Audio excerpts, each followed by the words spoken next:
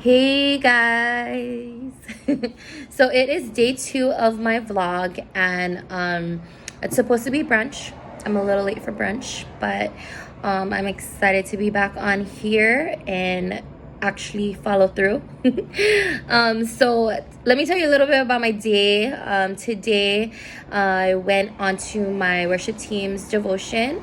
Love spending time with them. And then today also, after that, Isandro had to go and do his live practice for his karate. He's about to be brown belt. So yeah, so we'll have to just practice more because he's been out of it, but he has to get that. But so anyway, I'm just gonna go into it today. We're talking about walls.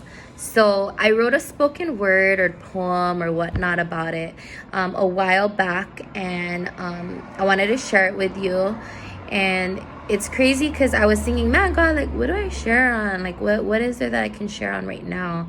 And I thought about this poem. So I'm gonna go ahead and share it and just go into it with you. And yeah, okay. So it's called Walls, and it is inspired by the story of Nehemiah. So I have scriptures too. So let's just start with the spoken word, and it says, or poem, whatever you want to call it. You ready? Okay. So I get nervous because I don't really like. Yeah. Anyway. Okay. So let's go. So walls. And I'm gonna read it, so it's not memorized, but walls. WALLS. A 5-letter word that can easily be said. But are the walls an actual, tangible thing? Or is it something that we cannot see? Would it be something that can ruin things? I'm gonna tell you right now, it's quite possible it could be all three. See, when we were young, before we knew what life was, most of the time, we were probably relaxed, fun, carefree. But now we might have things that burden our hearts, that no one, not even yourself, only the good Lord can see. But I have questions about these walls. Why do you think they are created? And how are they made? All of these questions can be answered with probably some debate. WALLS. Walls. When we put this boulder up, a sign of this could be rage, or maybe someone that's abrupt. Maybe because of a painful experience, these walls cause people to be insecure, quiet, and scared. And in their minds, they fear of not being good enough, or constantly think they are being compared. With no protection, no WALLS, this will be the perfect opportunity to be defenseless. So what do people do? They build these walls. So the heart, their life, it ends up gated. See, what I just discussed was not a very good wall. But I can guarantee you at one point of each of our lives that a lot of us can relate and recall. However, walls can sometimes be good. An example of this would be the story of Nehemiah. God wanted to use him to rebuild a wall, but this wall was destroyed and burned down. Does this remind you of anyone? But in this case, a wall would actually be ideal. It's what his people needed. They needed to rebuild, to fight, and to heal. His people were scared to go outside and build because it would be the death of them. They would be killed. They went out of their way, risked their lives, and through them, the call was fulfilled. We have to trust God and what he wants us to do. What does he want you to do?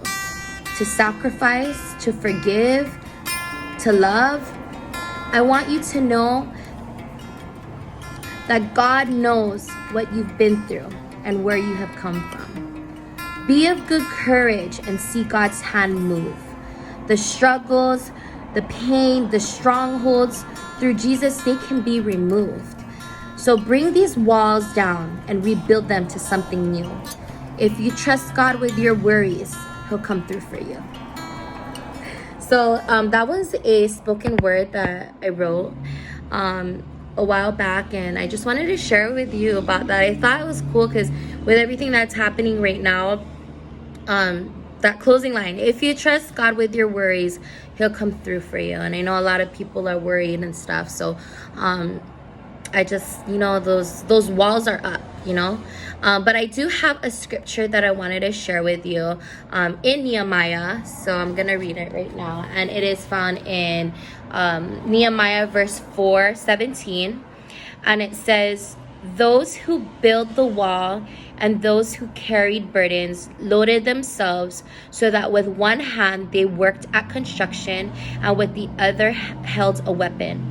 Every one of the builders had his sword girded at his side as he built, and the one who sounded the trumpet was beside me.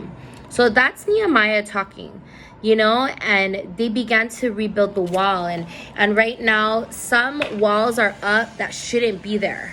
It, like, the experiences that we lived, like, cause us to have walls, to have limitations, like, that we set for ourselves. And today I want to ask you, like, what are those walls that, you want to remove? What are those walls that are up there that need to be teared down? For me, I've had a lot, like, it was hard to open up with people before. Before, my walls were like, rage, stuff like that, because of the experiences I faced, but I want you to, like, reflect on that. Like, what do you think? Walls that you built that you should tear down, and also walls that you should build, because walls also, just like Nehemiah, it is a form of protection, right? So what are some walls that you need to rebuild? It could be a relationship, with a broken relationship that you had with your family, or whatever it may be, So today I just wanted to share that. In our current day, we have a bunch of walls up. So, let's tear the walls that need to be teared down and rebuild walls that do need to be rebuilt. And that's it. That's all I got for you. So I hope you guys have a good rest of your day. And yeah, if you want to tell me about things that you want to rebuild or tear down or whatnot, message me, let me know. And yeah. All right. Have a good day, guys, and God bless.